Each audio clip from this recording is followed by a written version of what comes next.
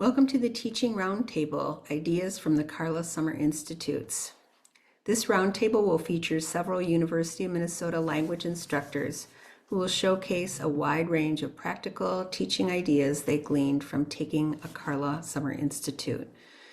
Each presenter will give a short, informal presentation about something that inspired them during the Institute that they hope to incorporate into their language classroom or have already.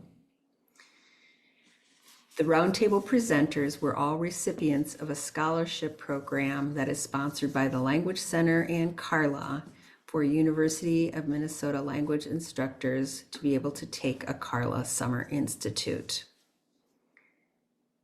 The presenters today include Lise Hoy, a lecturer of French in the Department of French and Italian, Mohammed Hussein, teaching specialist of Arabic in the Department of Asian and Middle Eastern Studies, Sally Kessler, graduate instructor of French and PhD student in the Department of French and Italian, Ali Mohammed, teaching specialist of Arabic in the Department of Asian and Middle Eastern Studies, and Lily Obeda, teaching specialist of Finnish, Department of German, Nordic, Slavic, and Dutch.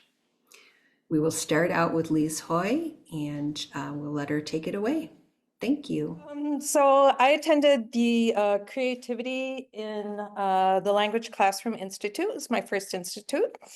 Without any specific or detailed agenda, other than looking for ways to refresh my teaching in language classes.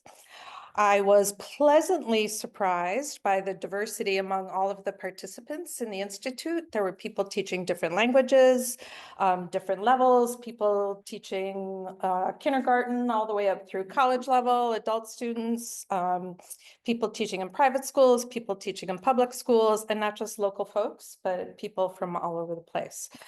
So what you've got on my slide here, important ideas gained. Creativity can look chaotic, but it's productive. Creativity in language teaching encourages and supports collaboration, discovery, open-mindedness, joyfulness, good humor, and critical thinking and analysis. Creativity promotes community because it lends itself well to allowing learners to do at least some of the teaching, and it teaches students and instructors to embrace failure, setbacks as opportunities for growth. That's the safe spaces and risk-taking part. So my title for today, of course, is Community, Safe Spaces, and Risk-Taking through Creative Play in the Language Classroom. So the Institute began with a presentation of theoretical models of creativity in teaching and learning, and then it really doubled down on activities. Lots of activities that a lot of them we participated in, a lot of them were just shown to us, but tons and tons and tons of activities. And among all of these, I was particularly drawn to the possibilities for creating community in the classroom and making students feel comfortable and safe so that they can take risks, accept mistakes, failures, and really enjoy the language learning process. Many of our students, as you all know, I'm undoubtedly preaching to the choir.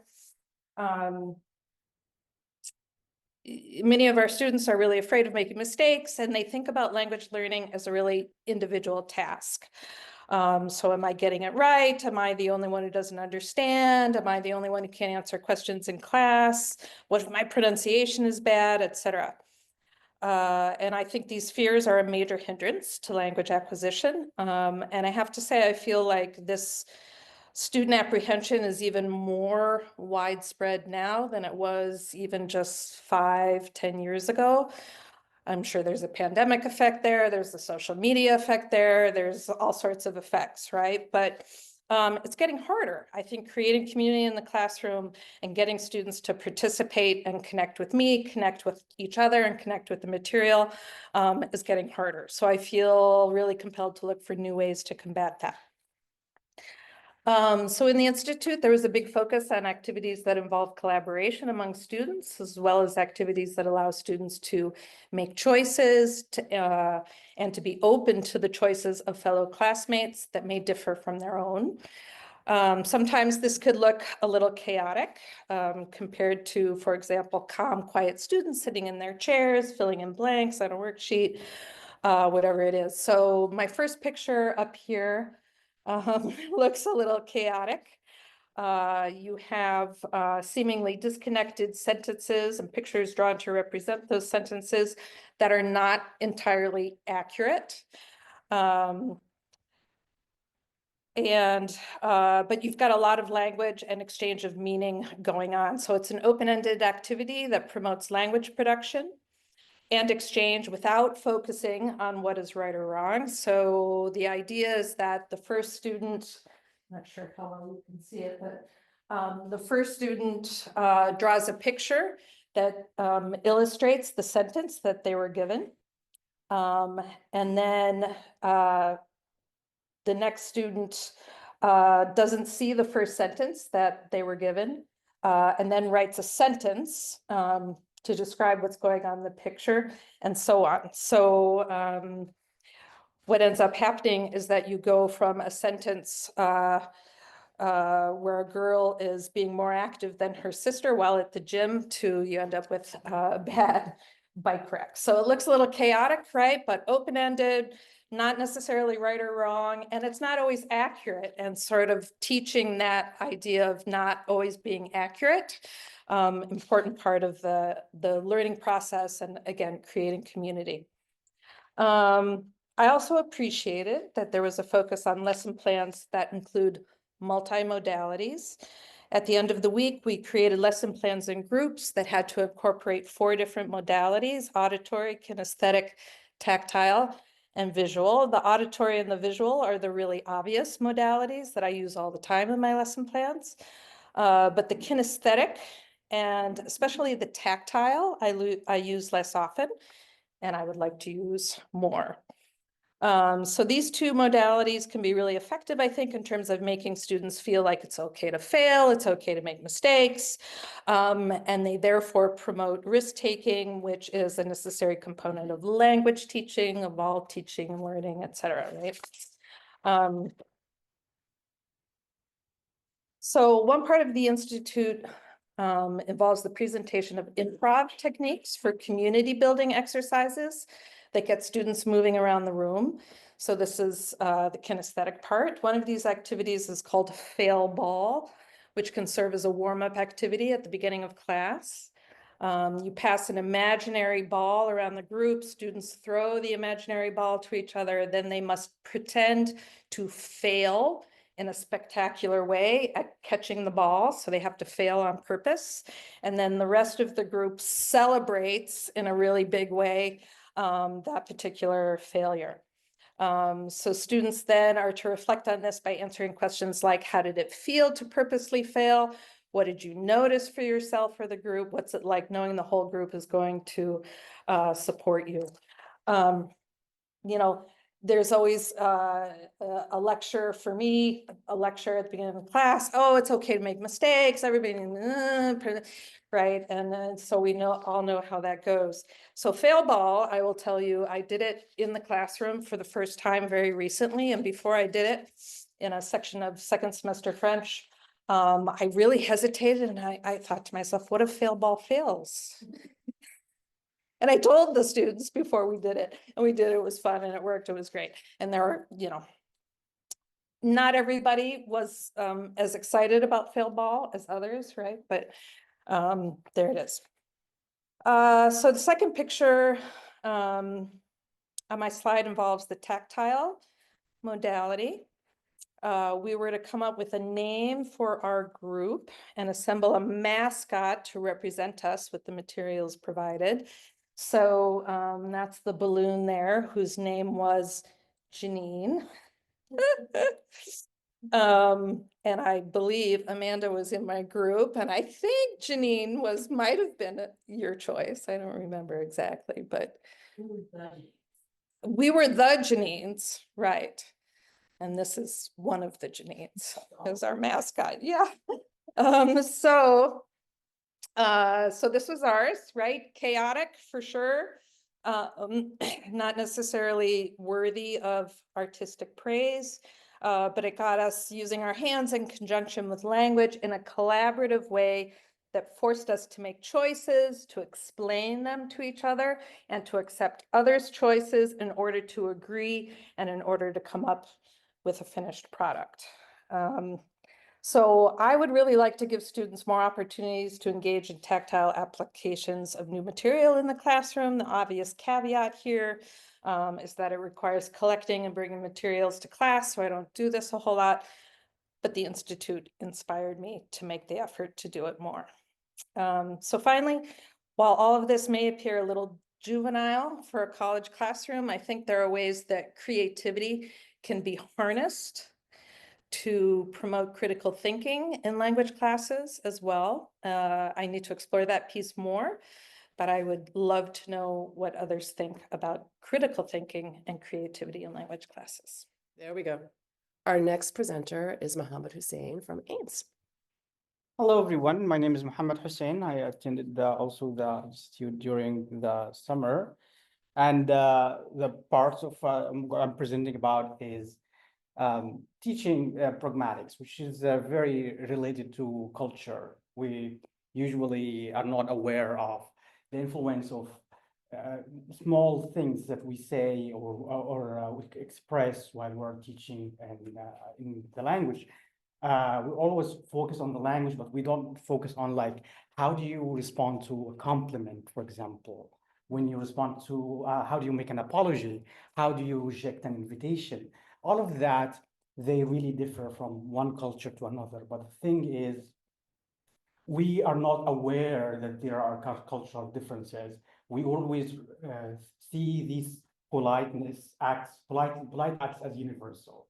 But when we say, for example, about compliment, can I compliment مثلا your shirt, yeah, Ali? I love your shirt. That's a beautiful shirt.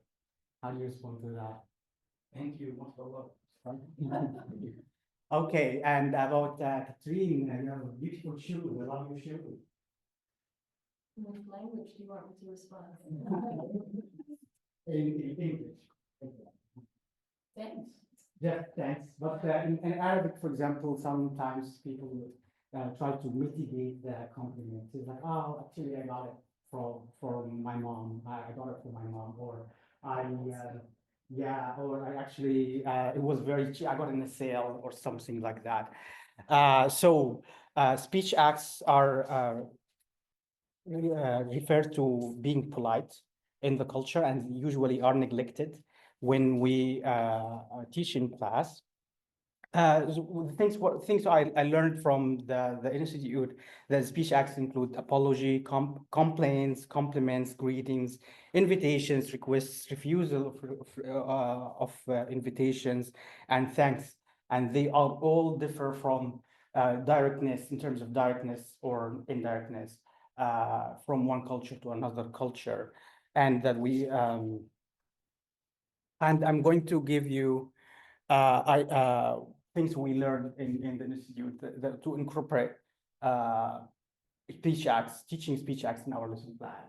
So, for example, role-playing activities or dialogue completion exercises where students are asked to change to add a specific word or use a specific word in a specific scenario or learning scenarios. Okay. I'm going to speak very fast about the, accepting compliments in Arabic or having compliments in Arabic. And also I'm going to give you an international example from a lesson plan I designed for the course. We usually in Arabic, when sometimes say something about how beautiful you're dressed or how strong you are or how smart you are, etc. There are different ways of mitigating the compliment. Sometimes we just say, it's your eyes that are beautiful. So if someone says, I love your shirt, or your shirt is beautiful, I would tell him, it's your eyes, meaning your eyes are beautiful enough to see that's beautiful. Okay. And sometimes we just say, أقل حاجة عندي, this is the least I have. It's not just mitigating, it's actually exaggerating the acceptance, but we use it in a funny way to say like, you know, when you're like making contrast between like, oh, it's very beautiful in a sarcastic way. Okay. We offer the when someone says like, "There's this beautiful food," I have to offer him some of the food. Like we always say "Tfaddal." So like, "Oh, this nice food, I love it." So we say "Tfaddal," which means go ahead, get some food. And if you say this is a nice shirt, I can also say "Tfaddal." Take this shirt, I don't want it. So that's how you respond to a compliment. I also, for making requests, I made a design a lesson plan.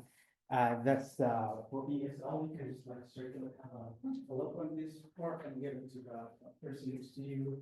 The lesson plan is a very simple lesson plan where we just like focus in the language itself. We have listening, and then we have comprehension questions. We have focus and vocabulary. Is filling the blanks in vocabulary. But then we focus on making requests, how we make requests in ESL. And then we see there are different moves when a person is making requests from one, from a lower, person from a lower position to a manager or someone from a high position. So we have some greetings that happens there. Hi, Brenda, have a good minute. And then happens pre-request. You look like you have a lot of fun. And I was wondering if I could talk to you about blah, blah, blah. That's just a pre-request. And then you go to like, I was really hoping you making the request and then making offer to support move and then greeting and then closing with the greeting. So my point is we use speech act here, the speech act of making requests. We focus on the culture. We focus on the moves that the speaker does from one stage to another to make sure that the speaker is polite in the culture of the target language. That's what I learned from the institute. I think I did spend much more than I need, but thank you so much. I'm happy. So now we're going to have Ali Mohammed come up. Thank you, thank you. Hello, everyone. My name is Ali, and I attended the culture as the core of the second language classroom or the world language classroom. So as you see, that the main takeaway that I learned in this course is that culture should be and is actually the core of any language classroom. So we started off this institute by learning about the debates, about the limitation that instructors have in the language classroom, how they always say that we don't have time to incorporate like culture in our activities and final projects. So we learned that culture actually should be the main focus of the instructor. We should think about our activities, final project, and class activities in terms of culture. So what happened is that I learned that language and culture are inseparable. So so this is what I also am trying to do in my classes, that I use authentic material. I use real life scenarios in conversation, and I try to learn a little bit about how to develop a final project for the intermediate level. So for the beginning level, we have good project developed by my colleagues and other colleagues in other like universities. Katrine developed like a list of cultural activities that students can do individually or independently every week to learn about a specific aspect of the Arab culture. The Arab culture is not monolithic, so we have different iterations of the Arab culture. We have migrant communities in the US. So in my final project ideas for the intermediate and the beginning level, I tried to come up with 4 modalities, like aspects that the students can hear and see, aspects that they can experience, aspects that they can connect to, and aspects that they can let me just, I developed it, but I think I first. Yeah, so aspects that they can hear and see, aspects that they can experience, and aspects that they can connect to. So for example, things that they can hear and see is that, for example, they can perform an authentic Arabic song, they can report on a famous artist, They can also report on a famous Arab landmark, things that they can experience. They can attend an event, especially here in the Twin Cities. They can attend, for example, the Eid celebration. And if they attend the Eid celebration, they can also create a cultural calendar. They can use the vocab that we teach them to create this cultural calendar of different holidays and events in the Arab culture. They can speak to a native speaker, like interview a native speaker. They know about their lives. If they are an immigrant, they can learn about their journey to the United States. And something that they can taste. And here comes like food, coffee. So they can talk about the like they use the food terminology, but they can also learn about the culture, how people drink Arabic coffee, like the social settings and the social interaction that happens when people drink coffee. You don't just grab the coffee and go like what we do here in the US. And the last aspect of this project is that they write a reflection paper, reflection like journal, and at the same time they do a presentation. So the final project involves aspects in which they can write, they can use the vocab that they learn. So this way we can limit them from using generative AI, and they can present. So for example, if they are writing a review of an Arab movie, they can watch and listen to it and learn about the character, the setting, and at the same time, their final project should have 4 elements. So these 4 sections should explore different parts of the Arab culture. They do it on their own, but also with the help of the instructor, and throughout the semester, they meet and they present different parts of it throughout the semester. Yeah, and I have the example. We can talk about it after. Thank you. Okay, so we're gonna have Sally present now. She's joining us on Zoom. So thank you all for joining me online. I'm going to make my slide a little bigger. And I attended Amanda's Emoji Ed Institute on integrating authentic social media in language teaching. And we were exposed to many different strategies, types of social media, and we kind of talked a little bit about mining material, and Amanda and Shimen's research on kind of hacking into the algorithm of different social media sites. So, for example, having multiple social media accounts to elicit authentic materials from different countries, different age groups, different genders. So that was one of my important takeaways. Also, we learned about how to read nonverbal textual figures as parts of text. So, for example, I have the emojis of a heart and like a smiley face with hearts. And in my group of Midwestern middle-aged women, that means something really exciting is going to happen. Like we're going to go and get coffee, like on the way to work. Yes. Like, that's if I'm texting my girlfriends, right? Like, something really exciting is gonna happen. So, but emojis even are very cultural specific. They need interpretation, they're culturally rich. And then another takeaway I benefited from was to be open to pleasant surprises.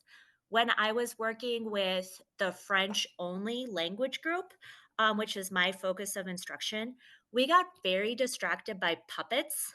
And so there are Instagram accounts of different marionette troops. And that was, but it's like research, right? It's like a joyful, going down the rabbit hole kind of like surprise, which is the joy of teaching sometimes. So that is to say that learning new social media apps can be a pleasure. It doesn't have to be intimidating. And so ways in which the ideas are reflected in current teaching is I taught a lesson in Professor Rose Gateway's class, which is an introductory culture class on France and the whole Francophone world. And an emphasis of the course is on provenance of museum objects, reparations, kind of decolonizing our thinking. And so I found this really beautiful TikTok about a kintsugi gallery in Paris. And so in the image, I've shown it's a kintsugi bowl that's gray, that a vase has been cracked, but it's been repaired with gold. And so with that video in mind, um, we use the metaphor of Niang and Suedo's kintsugi, and they also, sorry, also have a podcast. If you snoop on their LinkedIn accounts, even like it's very interesting. And so if this hyperlink, if you jump down to example 3, I have the students' work there that they completed. But with kind of that metaphor in mind of beauty and repair, beauty in just differences, different sizes, different shapes, different colors. Young extends it to her metaphor of anti-racist universalism. So we talked about that in class. And then I was not done yet. This fall and then this spring semester, I started looking, and there's some really beautiful threads about kintsugi and this metaphor that I found on Blue Sky and Spoutable. And then I have my email address if you can't reach any of the links and you're interested. And my X500 is Kes0056. So thank you.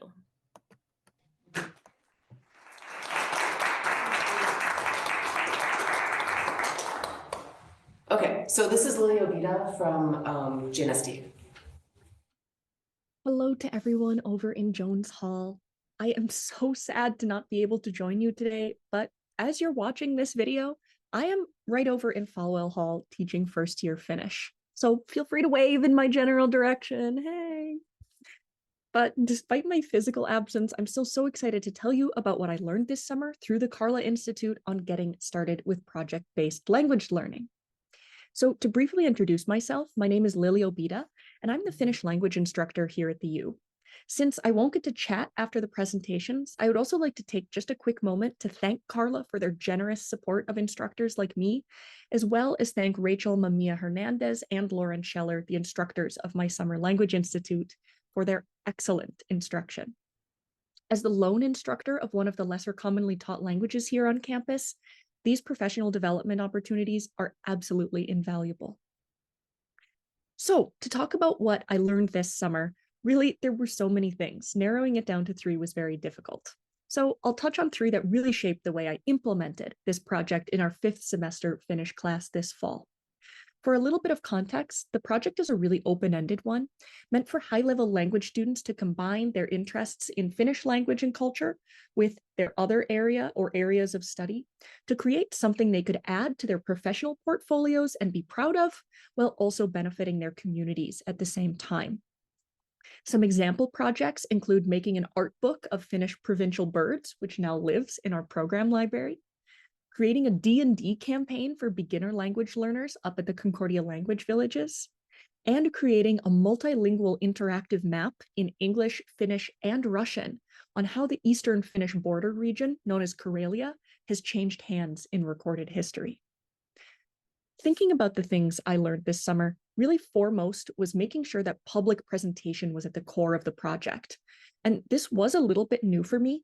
I had known that public presentation was a part of project-based learning and of project-based language learning before this, but this institute really helped sell me on why it was so important and how to support my students in not just hitting publish on something and abandoning it, but really creating student investment and helping them grow roots and connections with others along the way. That digging in led my students to make real differences that were far deeper than surface level. The second thing that I took from this institute was about the materials development side of things. For a very long time, I've struggled to think of how to create appropriate scaffolding tasks when individual projects are so different. But the instructors really helped me think about what I wanted the students to get out of the project and think more on that skills development side. Finding that common thread between tasks and product to make materials that helped guide, but not limit the students, became the focus of my scaffolding tasks. And I think the project was better for it. I've gotten better feedback after the fall, and I'm excited to keep developing.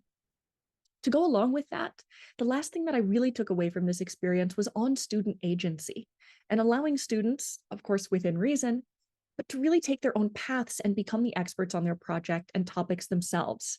Letting students expand in all directions of competency, both linguistic and skills-based, and really only putting up a few key guardrails to manage workload made the projects all the more interesting and really also fit incredibly well into the multiliteracies framework that I try to use in my courses. It's been a great pedagogical exercise for me to help find that balance.